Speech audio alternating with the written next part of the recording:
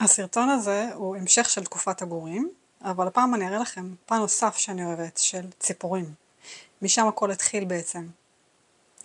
ותהיה גם קפיצה בזמן אחורה, תראו בהמשך. אבל אפילו תקבלו הצצה קטנה לדירה שלי. הסרטון הזה יהיה מורכב מ3 חלקים, והחלק האחרון יסגור מעגל עם תמונות סטילס, שקצת זנחתי לאחרונה בגלל הוידאו. מקווה מאוד שתאהבו. מוזמנים להגיב ולשאול שאלות מתחת לסרטון, ואם אהבתם, תפרגנו בלייק ושיתוף. אומרים לי שרק קטנים בראש שלי, ואולי הם צודקים. כן, אני מכורה עליהם, אבל לא רק אליהם. אני אוהבת את כל חיות הבר. אני בכלל התחלתי מצילום ציפורים, ובמהלך הסרטון הזה אתם תוכלו לראות אותם פה ושם. אלו למשל חוכיות, אלו פרחונים.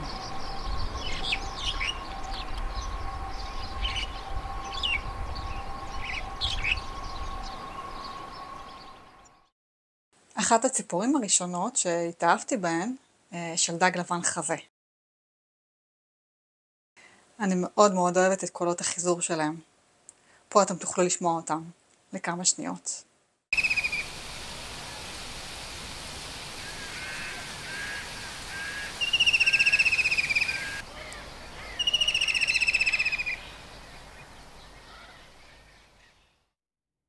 בדירה שלי תלויות כמה תמונות שהודפסו על קנבס לתערוכות שהיו לי פעם.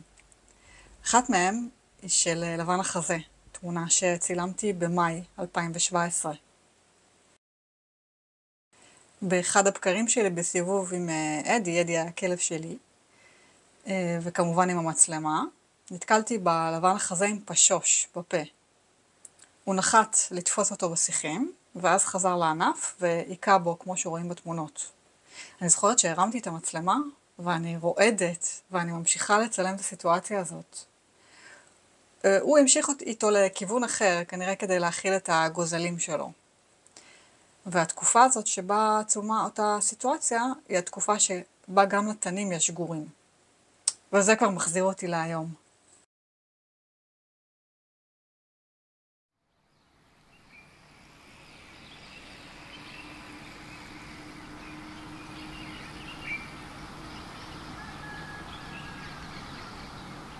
האמא מחפשת מה לאכול כדי שתוכל להעניק את הגורים.